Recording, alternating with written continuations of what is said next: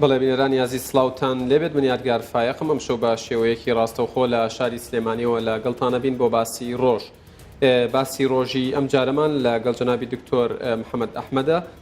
ئەندامی سەرکردایەتی یەکگرتووی ئیسلامی کوردستان و ئەندامی شاندی باڵای ڕێفراندۆمی هەرێمی کوردستان بۆ بەغدا مەبەستمانە لەم بەرنمەیە لەسەر کۆمەڵێکتەوە بوەستین لەوانە ئەم شاندە باڵایی کە سەردانی بەغایان کرد ماوەیەکی توولانی ماوەیەکی درێژ زیاتر لەوەی چاوەڕێکرا لەوێ مانەوە باسی چیان کرد کێیان بینی ڕای ئەوان چی بوو سەبارەت بە پرسی ڕێفراندۆم و سربەخۆی چۆن تێڕوانینێکیان هەبوو و ئایا تەحەفوزی ئەوان لەسەر چی بوو شیعە و سونەکان کێ زیاتر نزیک بوو لە ڕای کوردەوە کێ زیاتر لەوە چووکە پاڵپشتی لا کورد بکە یاخود هیچ نەبێت لاری نەبێت هەروەها مەبەستمە لەم بەرنمەیە قسە لەسەرەوە بکەین کە لە گەڕانەوەی ئەم شاندە بۆ هەرێمی کوردستان لەگەڵ شاندی باڵای ڕێفراندۆم لە هەرێمی کوردستان لەگەڵ سەرۆکی هەرێم کۆبوونەوە باسی چیان کرد و ئایا پرسی ڕێفراندۆم یاخود ڕێفراندۆمی سربەخۆی بواری ئەوەی تیان ماوە کە دوا بخرێت هەر سەبارەت بە سەردانەکەیان بۆ بەغدا ئەمەوێت ئەو وەڵامە بۆ بینەران وەربگرمەوە کە ئایا لایەنەکانی بەغدا سەبارەت بە ناوچە کوردستانەکانی دەرەوەی داری هەرێمەر لە کەرکووکە خانەقینە دووزە بۆ نمونە سعدیە جەلەولایە قەرەتەپەیە ئەو شوێنانەی بەگشتی شنگال هەموو ئەمانە ڕایان چی بوو ئایا تەحەفوزیان لەسەر و ناوچانە هەبوو و مەبەستیشمە لەگەڵ جەنابی دکتۆرە قسەیەک لەسەرەوە بکەین کە لایەنە کوردستانیەکان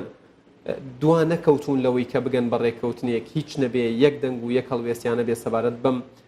پرسی ڕێفراندۆمە هیچ نەبێت پێکەوە پاڵپشتی لێ بکەن یاخود پێکەوە بڕیار بدەن چۆن بڕیاریان داکە ئەو مێژووە دابنێت دوا بخرێت یان هەر شتێکی لەو جۆرە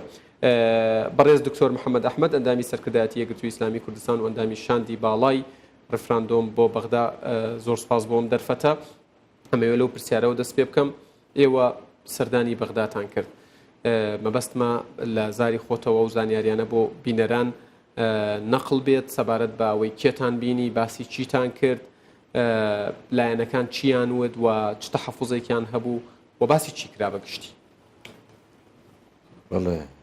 سپاس بۆ جەنابتان سڵاو لە بیسەران و بینەرانی بەڕێز ئێمە دیارە وەکو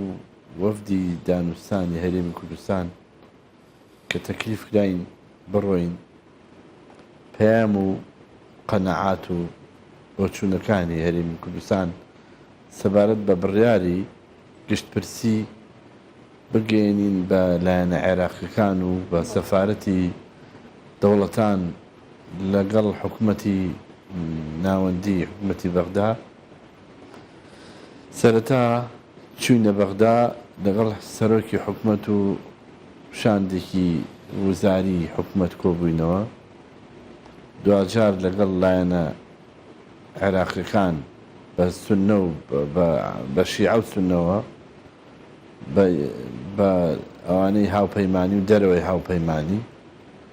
بە لایەنە تاوی لایەنە سیاسیەکان بڕیارماندا کەس نەبێت لە دەرەوەی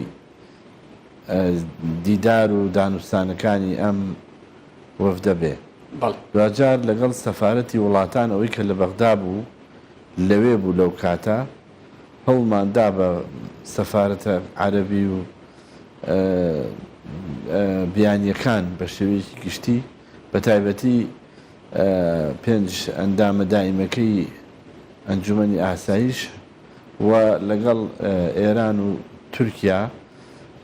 ئەوانە بە تایبەتی ببینین هەمویانمان بینی و پەیامی هەرێمی کوردستان و قەنەعات و ئەو فاکتەر و هۆکار و بنەمایانەی کەوا وای کرد لە هەرێمی کوردستان بڕیاری گشتپرسی بدا هەموویمان خستە ڕوو و وەڵامی ئیشکال و پرسیار و ڕەخنە و بۆچوونەکانی ئەوانیشمان دایەوە ئەوە ئەرکی وەفدەکە بوو بۆیە زۆری پێچوو چونکە خەڵکێکی زۆر بوو پێویست و بیبینین ئێمەش بڕیارماندا بوو پەلە نەکەین و شەو ڕۆژێک لە شەو ڕۆژێکە 12 لیقامانە بوو جاری وا بوو تا سەعات 12 شەو ئێمە لە بەیانی سەعات 9 بەیانیەوە تا 12 شەو لیقاعاتمان لەگەڵ خەڵکە کرد و بۆچوونەکانی هەرێمی کوردستان و قەنەعەتەکانی لیژنەی باڵای ڕێفراندۆممان بەوە خەڵکە باسە کرد بەڵێ دکتۆر پێشووی بچمە سەرباسیەوەی بۆ نمونە باڵیۆزی وڵاتان و بەرپرسانی عێراق و لایەنەکانی عێراق لایەنە جیاوازەکانی عێراق و کۆتەڵی لە ڕۆژێکە 12 دانیشتن ینی بە شێوەیەکی ڕێژەی ئەنجام درراوە بە نسبەت کوردەوە ئێوە وەکو خۆتان ئاماژەتان پێدا بۆ دانوستان ڕۆشتون خۆشتان نەزانن دانوستان ئەغز و ئەتایە ینی شتێک وەرەگریت و شتێ ئەبەخشی لە بەرامبەرە کورد ڕۆشت بوو چی ببەخشیە لە بەرامبەرە چی وەربگرێت بەو مانایە نەچوو بووین کە بچین ئیتیفاقی بکەین باش چوو بووین بۆ چوونەکانی هەرێمی کوردستان ڕوونکەینەوە قەنەعات و ئەو هۆکار و پاڵنەرانەی کە وای لە هەرێمی کوردستان کرد و لە هەمان کاتا گوێ بگرین لە ڕاو سەرنج و بۆچوون و ڕەخنە و پێشنیارەکانی ئەوان ئەونی ممکن بوو وەڵامیان بدەینەوە و ئەونەیشی ممکن بوو لەو چوارچێوەی کەوا چۆن ئێمە ئەوان داوای چی لە ئێمە ئەکەن بۆ ئەوەی پشتیوانیمان بکەن لە ڕیفراندۆم باش ئەگەر ئێمە نەمانتوانیوە تا ئێستا دوو شەریکی باش بین ئەکرێ دوو دراوسێ باش بین لە شەریکەکە باشتر بین پێمان وتن بزانین ئەوان ئامادەن چاوەڕێی چین داوای چی لە ئێمەکەن تا ئێمە بۆیان ئەنجام بدەین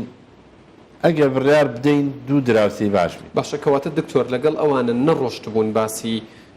پارە و پلە و منسەب و پۆستی نوێ بکەن تەنها باس کە ئێوە لەگەڵ ئەوانە کردان ئەوە بوو کە ئێمە هاتوین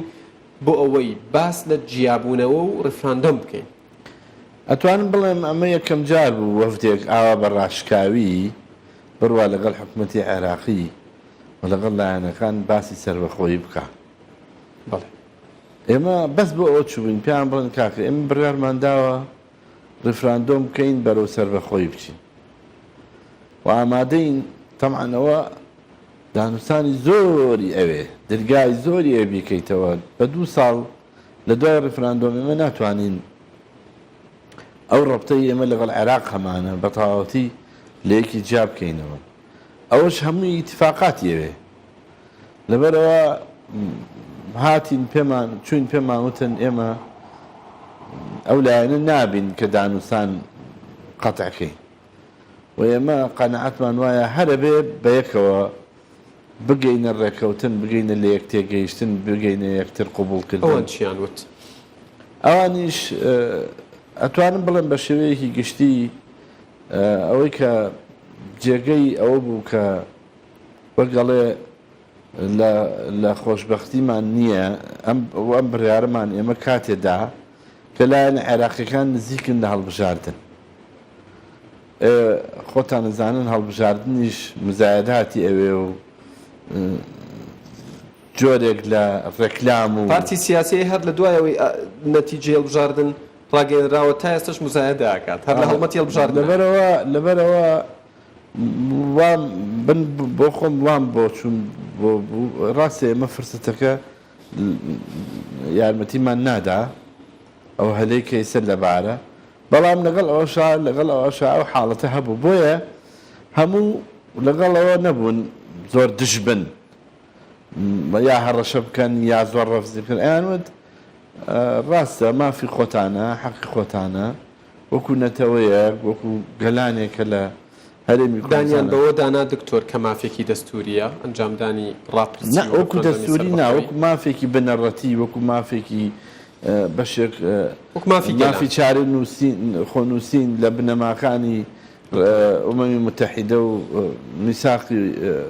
نەتەوەیە گرتوەکانە کە دانی پیانراوە بۆ هەموو نەتەوەیەک ئەن بەڵام ڕاستە خۆ دەوڵەت لەسەر بنەمای نەتەوە دروست کراوە دوجار لە وڵاتانە نەتەوەی کوردیش و نەتەوەی کوردستانیش مافی خۆیەتی بەڵام ئێستا کاتی نییە مەسەرەن ئەو پرسیارەی زوو ئەنجومەنی ڕفراندۆم و شاندەکانی باڵای ڕفراندۆم ئەڵێت ئێستا کاتی نییە کەی ئەم پرسیارەتان کرد بەڵێ ئەمە تەمانوتمان ئێمە قەنەعەتمان وایە ئەمە باشترین کاتە باش بەڵام ئێوە بەچی قەنەعەتمان پێەکەن کە ئەیکەی کاتێتی دوای ئەوە زەمان چییە ئەو کاتە ئەنجام مەدرێ زەمان چییە ئەو کاتە ئێوە دانی پیانێن لەبەرەوە ئێمە چی بوو وەڵامتان دەستکەوتەوە؟ ئەیانوت زەمان هەر ئیتیفاقە و بەیەکەوە کارکردنەوە ئێمە ئامادەین زەمان بدەین زەمان بدەین بۆ ئەوەی ئەگەر ئێمە داوایەکمان هەبێ ئێمە بەس داوامان نەبوو غەیری ئەوە نەبێت کە وەرن ئێوە ڕازی بن بە ڕفراندۆم و بەرەو سەربەخۆبوون لە مقابل ئاتانوێ ئێمە چیتان بۆ بکەین با بۆچوونەکانی ئێوە بگەینەوە هەرێمی کوردستان و ئێوە ژوەرن لەوێ ڕێکەوین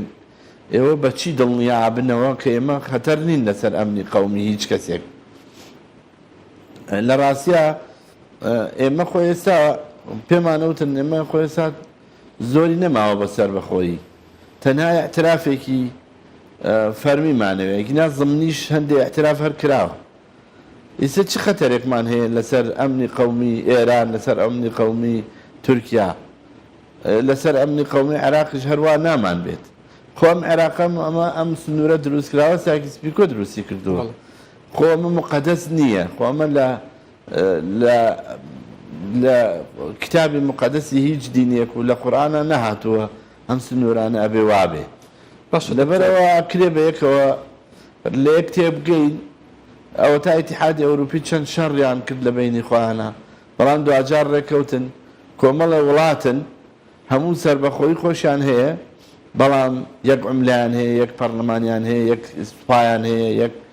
یعنی ئەچی بە ناو وڵاتانەشان نازانی ئێمانە هەموو وازانی هەموو یەک وڵاتن ئەتوانین ئەکرێ ئێمەش ئاوا بیرکەینەوە ینی بەو مەمتیقە قسەمان لەگەڵەکردن کە ئەوان ئەترسن لە بەرژەوەندیەکانی خۆیان ئێمە قەنەعاتمان وایە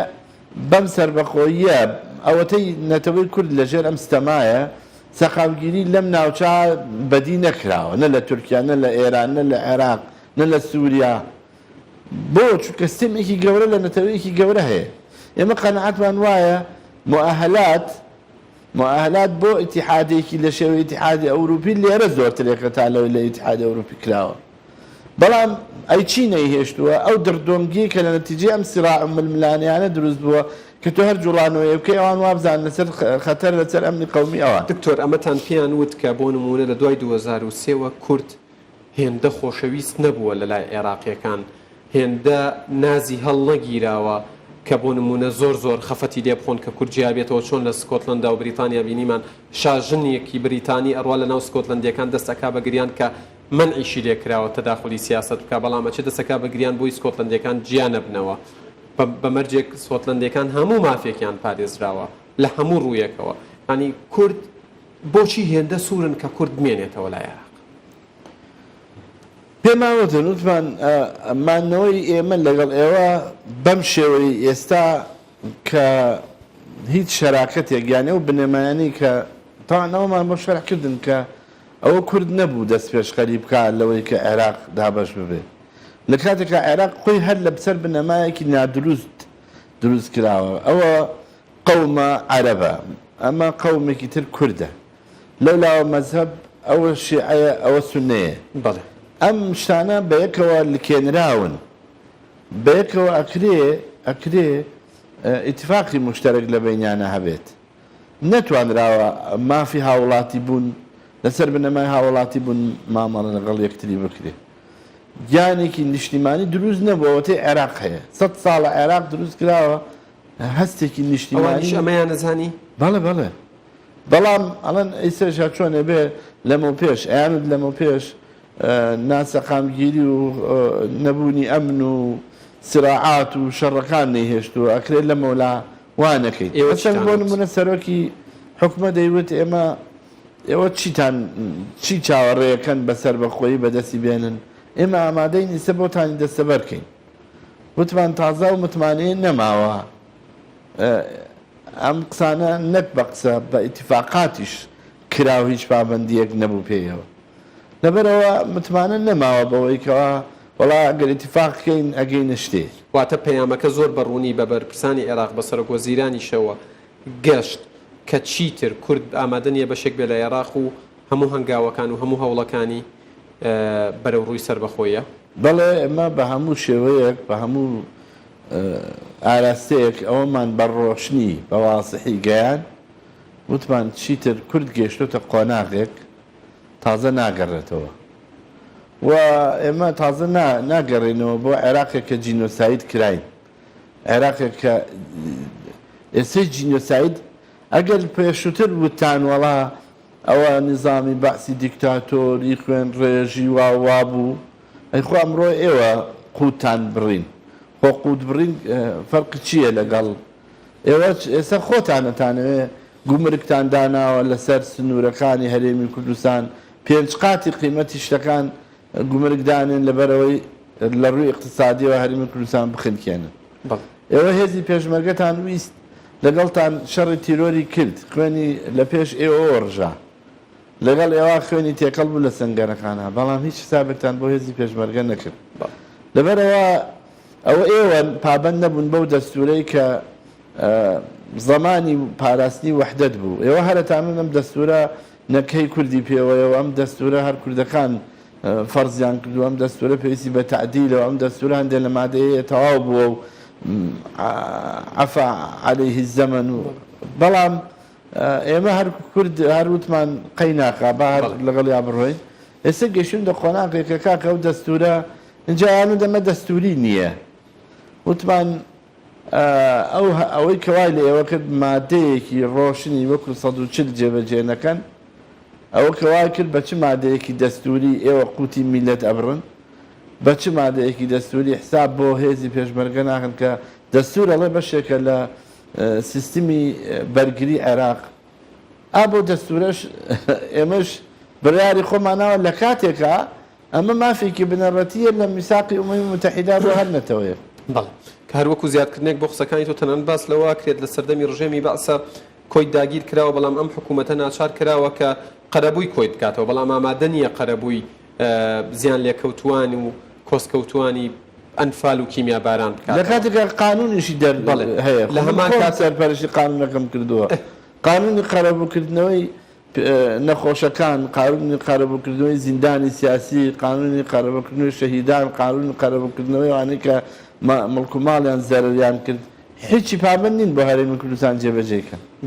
هەر بە قانونیش نایکەن چەشیانە نات بۆ ناوچانەی کە لەژێر دەستی داعش بوون بەڵام موچەی هەرێمی کوردستانیان ئەبڕی دکتۆر بینە سەر تەوەرێکی تر باسی ناوچە کوردستانیەکانی دەرەوەی ئیداری هەرێمتان لەگەڵیان کرد بۆ نمونە لە دەڕۆژی ڕابردوودا لە خانەقین لە باشیک لە باشیقا لە قەرەتەپە لە جەبارە لە سعدیە لە گوڵاڵە و دوێنێش لە کەرکووک بە کۆی دەنگ دراوەکە ئەوان لەگەڵ هەرێمی کوردستان لە 25 ئەیلول بەشداری ڕێفراندۆم بکەن باسی ئەم مەوزوعاتان لەگەڵیان کرد بەڵێ زۆر بەڕۆشنی تەوانەوان وتیان ئەمە هێشتا یەکلان نەکراوەتەوە ئێوە چۆن لەوێ ڕێفراندۆمەکەن توان خۆ ڕێفراندۆم بۆ یەکلاکردنەوەی مەسیدی ئەو شوێنانە نییە ڕاستە کاریگەری هەیە خۆی ڕێفراندۆمەکەش بەشێکە لە مادەی 140 کە بۆ بکرایە ئەو ڕێفراندۆمەی کە لەوێ ئەکرێ بە پێی مادەی 140 بۆ یەکلاکردنەوەی مەسیدی ئەو شوێنانەیە بەس ئەمە جیایە ئەمە بڵێ ئەوێ بەشدار بێت لەگەڵ خەڵکی کوردستان بڵێ بەڵێ بۆ سەر بەخۆی ینی هاوڵاتێکی کوردستانی لە ئەوروپاش بێ ئەتوانێت بڵێ بەڵێ بۆ سەر بەخۆی ئیتر لە بەغاژ ئەتوانێت بڵێ بەڵێ بۆ سەر بەخۆی بەڵام من نامانوێسە لە بەغدا بین لێرە سندوقدا بنین خەڵک لەوێ دەنگ بدا ڕەنگە جۆرە لە جۆرەکان کۆمیسیۆن ئەگەرەوە ڕێکخا بتوانین بەڵام ناوچە جێناکۆکەکان ئێمە هاوڵاتی کوردستانی زۆری تایە و لەوێ دەنگەدەن بۆ ئەوەی بڵێن بەڵێ بۆ ڕیفراندۆم اینجا ئەمە چی تایە لە خۆتان وا لە خۆتانتان گەورە کردووە دوجار وەرن پابند بن بەو مادەی 140 جێبەجێکەن بەیەکەوە تەطبیع تا ڕادەیە کراوە با بشکرێ زیاتر ئیحساب بکەن چەند جار داوامان کرد پارەشی بۆ تەرخان کرا ئیحساتان نەکرد ئیحساب بکەن دوای ئیحسا وەرن ئیستیفتا بکەن ئێمە هیچ کێشەمان نییە لەوە بەڵام ئێستا بە تەکید ناوچە جێناکۆکەکان بەشداریەکەن هاوڵاتی کوردستانین و ناخرێ مەحروم بکرێن لەو مافە لەبەرەوە لەو بوارە زۆرمان بۆ ڕوونکردنەوە بەڵێ دکتۆر سەبارەت بە بینینی باڵیۆزی وڵاتان ینی ئێران تورکیا وڵاتانی دیکە ئەو پێنج وڵاتی کە ئەندامی هەمیشەین لە مجلسی لە ئەنجومەنی ئاسایش ڕای ئەوان چی بوو سەبارەت بە ڕێکخراندان؟ ئەوان زیاتر ڕایەکی دیبلۆماسیانیان هەیە خۆیان و ئێمە ناتوانین بڕیاری سیاسی و هەڵوێستی سیاسی دەرببڕین. ئێمە باڵوێزی وڵاتەکانی خۆمانی لە بەغدا ناکرێت ئێمە بڵێن بەڵێ ئێمە لەگەڵ دابەشکردنی ئەم وڵاتەین. ئێمە گوێ لە ئێوەگرین بەس بۆ چوونەکانتان ئەگەینە وڵاتەکانی پایتەختی وڵاتەکانی خۆمان یا سەرۆکاتی سیاسی وڵاتەکانی خۆمان یا دەوڵەتەکانی خۆمان حکوومەتەکانی خۆمان لەبەرەوە ئەوان بەس گویانە کرد پرسیاریانە کرد هەڵوێستیان دەرنابڕی لە چ شتێکی دیاریکراوە بوو هەست بکەن ئەم پرسیارە زۆر دووبارە ئەبێتەوە مەبەستیانە وەڵامی بزان شتێکی مەسەلا باشە ئێوە ئایا ئەم بڕیارە کە ئێوە ئەیدەن ئەمە دەستوریە ئێمەش بماڕوونەکردنە بەڵە لە دیباجەی دەستورە هاتووە ئەڵێ هەر وەختێک پابەند نەبوون بەم دەستورەوە بنەماکانی ئەم دەستورەی لەسەر دامەزرا و عێراقی نوێی لەسەر دامەزرا کە شەراکەتی حەقیقی نەشکڵی کە هاوسەنگی نیشتیمانیە کە نیزامی حکومڕانی فیدراڵیە کە دیموکراسیەتی تەوافقیە کە ئەمانە نەبوو بەجێکردنی ئەو دەستورەیە پابندبوونە بەم دەستورەوە ئەمانە ئەو زەمانانە بوون کە ئێمە بەیەکەوە ڕێکەوتین. ئێستا ئەمانە هاتوون بە خارجی دەستور مادەکانی دەستور پێشێلەکەن بە شێوەیەکی ئینتیقایی مامەڵە لەگەڵ دەستورەکەن هەر ئەڵێن دەستور هەندێک مادەی ئەڵێن مردووە تەواو بووە واڵێن ئەم دەستورە پێویستی بە تەعدیلە پابەند نین بە دەستورەکەوە لەبەرەوە هەر ئەوە کە ئەوان پابەند نین بە دەستورەکەەوە دەستورەکە ئەگەر پابەند نەبوون ئەمە عێراق وڵاتێکی ئیتیحادێکی اختیاریە لەسەر بنەمای ئەم دەستورە بەیەکەوەن کەی ئەم دەستورەیان پابەند نەبوون پێیەوە ئیتر ئازادن پێکاتەکانی عێراق ئازادن. باڵیۆزی وڵاتان ئاماژەیان بەوە کرد کە ئەگەر هەرێم لەگەڵ حکوومەتی عێراق ڕێک بکەوێ ئەوان لاریان نابێت لە ڕێفراندۆم و هەر بەڵێ حتا لە هەموو کەس نزیکتر باڵۆزی ئێران بوو وتی ئەگەر ئێوە و عێراق ڕێک بکەون ئیتفاقێک بکەن لەسەر هەر شتێک ئێمە نەکدانم پیانن ئەیشی پارێزین تەبەنیش یەکەین پشتیوانیشی لێ یەکەین. بەڵێ باش دکتۆر مەبەستمە ڕای جەنابتان وەکو سیاسێکی مخەزرم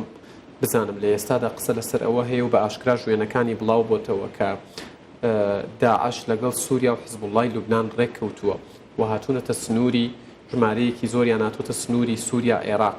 باسی شوێنی زۆر نزیکترەکرێ. لە ئێستادا ئەمە بە مەترسی ئەبینی هەست ئەەکەی شتێک لە پشتەوە بگوزارێت کە ئەبێ کورد باشتر خۆی بۆ ئامادە بکات بە تایبەتەوەتانێ لە نزیکی کەرکووک داعش هێشتا بوونی هەیە. بە قەنەعەتی من داعش ظاهرەیەکی انحرافی بەشەریە مخابەراتی دەولی لە دوایەم داعشەوەن بۆ مەرامی تایبەتی خۆیان هەرکەس بە شێوی خۆی بەکارێنێ. من بۆ خۆم بە مەترسیەکی ڕاستە خۆی ئەزانم بۆیە کورد دەبێ بە جددی سەیری ئەم پرسە بکاوە ئەبێ هەزار حسابی بۆ بکە نەک حسابێکی بۆ بکە و ئەوەی کە بینیمان مەسەلەن بۆ نمونە ئێستا تەلعەفەر بەو ئاسانیە چۆڵەکرێ و پاکەکرێتەوە و وێران نابێ بەڵام مووسڵ بەو شێوە وێرانە بکرێ و ئیبادەیە بێ لەبەرەوە ئەمە هەمووی دەستی مخابەرات و ئەم شتانی لە دواوەیە بۆیە کورد ئەکرێ شەڕێک بە نیابە بۆ کورد بسازێ و دوور نییە شەڕی تیرۆرمان پێ بفرۆشنەوە بۆیە بێ لەو پرسا بە وریاییەوە مامەڵە بکرێت. ڕێکی نێوماڵی کورد بۆم پرسە چەند گرنگە؟ زۆر گرنگە نەک گرنگە یەک ڕیزی ناوماڵی کورد بە مێژوو ئەوەتەی هەبووین ئێمە بۆیە نەبووین بە خاوەنیکیانی خۆمان ناتەباوی ناڕێکی ناوخۆمان بواری ڕەخسانوە بۆ مەئامەراتی خارجی و دەستێوەردانی دەرەکی و هەڵوێستی وڵاتان و پشتیوانی نەکردنی. لەبەرەوە من وازانم یەک ڕیزی ناوماڵی کورد زۆر گرنگە بۆ ئەوی گەل متمانەی هەبێ بۆ ئەوی خەڵکیش مامەڵە بکاوە یەکێ لەو شتانی کە ڕەخنەیانە گریان و دێوە خۆتان ناتەبان چۆن ئەتوانن ڕوبەڕووی هەڵوێستی وڵاتان و ئەوانە ببنەوە. بەڵام مانوت ناتەبایەکەی ئێمە لە بۆچوونەکانایە، بۆچوونمان لە هەندێک شتا جیاوازە، بەڵام هەمومان دوجار هەر یەک ڕیزین بەرامبەر بە هەر خەتەرێکە ڕوو بکاتە هەرێ. بەڵێ دکتۆر جەنابتان لە شاندی باڵای ڕفراندۆمن هیچ هەوڵێکی نوێ هەیە بۆ ئەوەی بزوتنەوەی گۆڕان و کۆمەڵی ئیسلامی بێنە ناو پرسی ڕفراندۆمەوە؟ وەڵی هەوڵەکە هەرەونەیە و ئەبزانم ئێستا هیچ لەمپەرێ لە بەردەم کاراکردنەوەی پەرلەمان و بەشداری ئەو لانەیانە نەماوە. بەڵێ ئەوەتەی ئەوەی کێشە بوو بەینی پارتی و گۆڕان کە بەیەکەوە کۆ نابوونەوە. ئێستا و پارتی گۆڕان بەیەکەوە کۆبوونەوە. ئێمە ئیتر هیواخوازین. ئێوە خۆتان زانین یەکگرتووی ئیسلامی کوردستان لە مەیدانی یەخستنەوەی ناوماڵی کورد و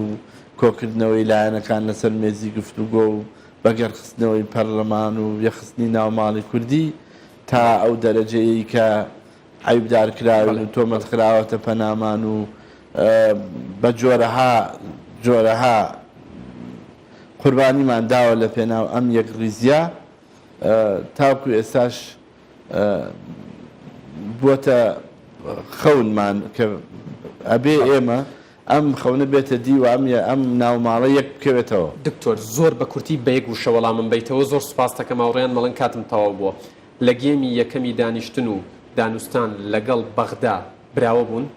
ئێمە وازین زۆر براوە بووین. زۆر سوپاس دەکەم. دکتۆر محەممەد ئەحمەد ئەندامی سەرکردایەتی یەکگرتووی ئیسلامی کوردستان و ئەندامی شاندی باڵای ڕفراندۆمی کوردستان